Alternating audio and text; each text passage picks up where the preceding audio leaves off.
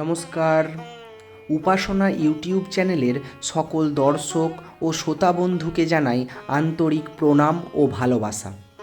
আজ আমরা এমন এক গভীর আধ্যাত্মিক বিষয় নিয়ে আলোচনা করব যা প্রতিটি সাধক, প্রতিটি ভক্তের জীবনের মূল ভিত্তি: জপ, মন্ত্র, বৈরাগ্য এবং সাধুসঙ্গ। আমাদের জীবনে অনেক দুঃখ, অশান্তি, উদ্বেগ, ভয়, হতাশা আছে, কিন্তু এই সব কিছুর মধ্যে মানুষ এক অদ্ভুত শান্তির খোঁজ করে। সেই শান্তি কোথায়? সেই আনন্দ কোথায়?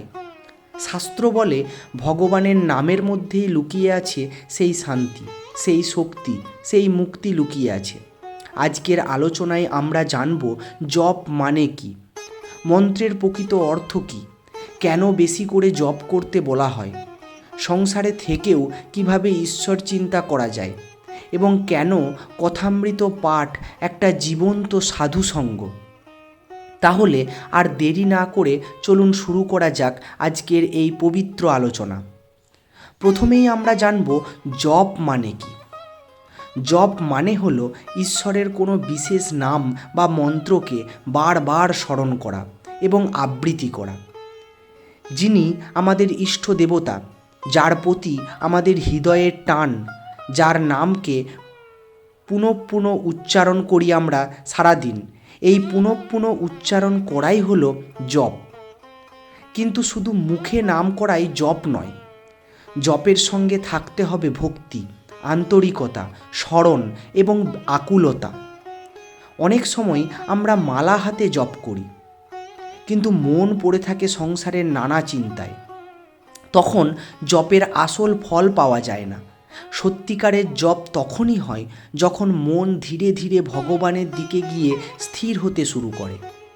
ঠাকুর শ্রী শ্রী রামকৃষ্ণদেব বলতেন, যে ব্যক্তি সর্বদা ভগবানের নাম করে তার মন ধীরে ধীরে পবিত্র হয়ে যায়। যেমন নদীর জল ক্রমাগত পাথরের ওপর পড়তে পড়তে পাথরেও দাগ ফেলে, তেমনি জপ মানুষের অন্তরকে বদলে দেয়।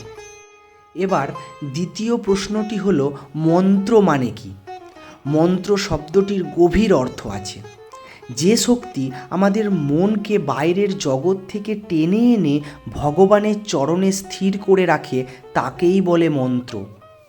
আমাদের মন সারাক্ষণ বাইরে ছুটে বেড়ায়, কখনো অর্থের দিকে, কখনো মান সম্মানের দিকে, কখনো সংসারের দুঃখ চিন্তার দিকে।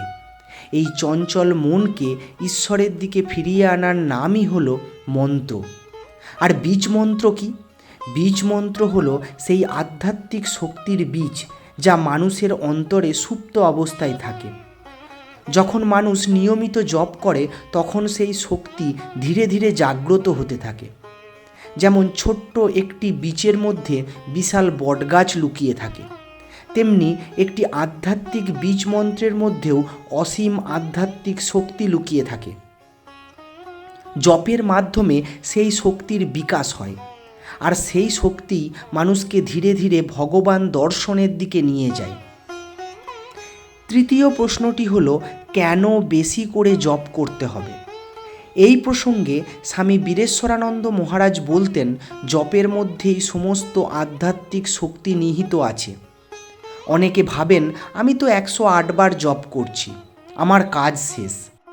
কিন্তু শুধুমাত্র নিয়ম পূরণ করার জন্য জপ করলে গভীর পরিবর্তন আসে না। ভাবুন তো, একটি আগুন যদি খুব সামান্য সময় জ্বলে, তাহলে কি বড় কিছু রান্না করা সম্ভব?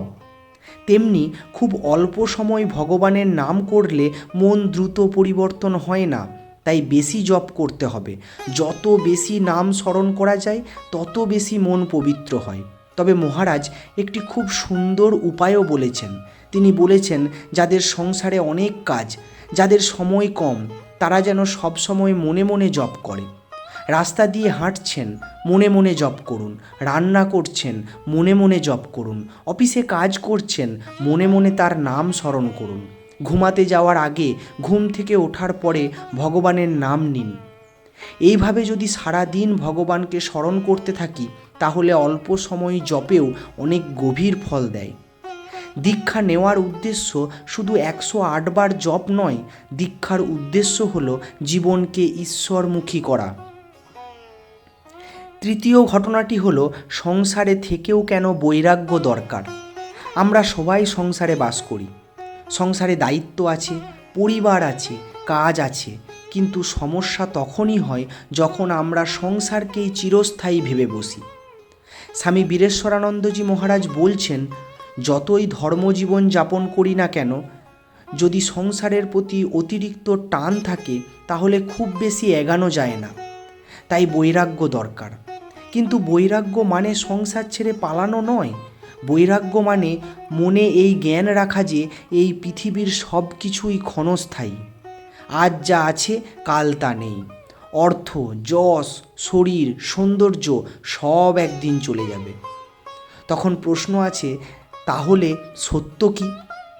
সত্য একমাত্র ভগবান। তিনি চিরস্থায়ী, তিনি সর্বদা আছেন। যখন মানুষের মনে এই বিচার জাগে তখন তার জীবনের সত্যিকারের ধর্মভাব আসে। জীবনের 3টি দুর্লভ জিনিস শাস্ত্রে বলা আছে। এই পৃথিবীতে 3টি জিনিস অত্যন্ত দুর্লভ। 1, মনুষ্য জন্ম, 2টি ভগবান লাভ করার ইচ্ছা, 3টি মহাপুরুষের সঙ্গ। আমরা মনুষ্য জন্ম পেয়েছি, এটাই বিরাট সৌভাগ্য। পশু পাখি ভগবানের নাম করতে পারে না, সাধনা করতে পারে না, মানুষই পারে ঈশ্বরকে খুঁজতে। তারপর সবার মধ্যে ভগবানকে পাওয়ার আকাঙ্ক্ষা জাগে না। যাদের অন্তরে সত্যিই ঈশ্বর লাভের ইচ্ছা জাগে তারা অত্যন্ত সৌভাগ্যবান। আর সবচেয়ে বড় সৌভাগ্য হলো মহাপুরুষের সঙ্গ। একজন সত্যিকারের সাধুর কাছে কয়েক মুহূর্ত থাকলেও মানুষের জীবন বদলে যেতে পারে। পরবর্তী প্রশ্নটি হলো, কথামৃত পাঠ কেন জীবন্ত সাধুসঙ্গ? অনেকে ভাববেন, আমরা তো ঠাকুরকে দেখিনি, মহাপুরুষের সংস্পর্শও পাইনি, তাহলে কিভাবে সাধুসঙ্গ হবে? স্বামী বীরেশ্বরানন্দজি মহারাজ তার অপূর্ব উত্তর দিয়েছেন। তিনি বলেছেন, যারা মহাপুরুষের সংস্পর্শে আসতে পারেনি তারা যদি ভক্তি ভরে কথামৃত পড়েন তাহলে ঠিক সেই সাধুসঙ্গ লাভ করবেন। কথামৃত শুধু একটি বই নয়, এটি যেন জীবন্ত দক্ষিণেশ্বর। যদি কেউ ধীরে ধীরে মন দিয়ে কথামৃত পড়েন আর সেই দিনের ঘটনাগুলো ধ্যান করেন তাহলে তিনি অনুভব করবেন তিনি যেন দক্ষিণেশ্বরে পৌঁছে গেছেন। তিনি যেন ঠাকুরের ঘরে বসে আছেন, ঠাকুর কথা বলছেন, ভক্তরা বসে শুনছেন, আর তিনি সেই পরিবেশের মধ্যে রয়েছেন। এইভাবে কথামৃত পাঠ সাধু সঙ্গের পরিণতি দেয়। রাজা মহারাজের অমূল্য বাণী। স্বামী ব্রহ্মানন্দজি মহারাজ, যাকে সবাই রাজা মহারাজ বলতেন, তিনি এক অসাধারণ কথা বলেছিলেন। তিনি বলেছিলেন, তোমাদের এক কথায় ব্রহ্মজ্ঞান দিচ্ছি, রোজ কথামৃত পড়ো। কি আশ্চর্য কথা! কেন তিনি এমন বলেছিলেন? কারণ কথামৃত মানুষের মনকে ধীরে ধীরে বদলে দেয়। সংসারের প্রতি অতিরিক্ত আসক্তি কমে যায়। ভগবান লাভের জন্য অন্তরে তীব্র আকাঙ্ক্ষা জাগে। যে মন আগে শুধু সংসারের কথা ভাবত, সেই মন ধীরে ধীরে ঈশ্বরের দিকে যেতে শুরু করে। আমাদের জীবনের করণীয় কি? আজকের আলোচনার মূল শিক্ষা হলো, শুধু আনুষ্ঠানিক জপ নয়, সারাদিন ভগবানের স্মরণ রাখতে হবে। নিয়মিত জপের মাধ্যমে অন্তরের আধ্যাত্মিক শক্তিকে জাগাতে হবে। সংসারে থেকেও মনে রাখতে হবে সব কিছু ক্ষণস্থায়ী। কথামৃত ও মহাপুরুষের বাণী নিয়মিত পড়তে হবে। ভগবান লাভের জন্য অন্তরে তীব্র আকুলতা তৈরি করতে হবে। বন্ধুরা, এই মানব জীবনে খুব অল্প দিনে আজ আছি তো কাল নেই।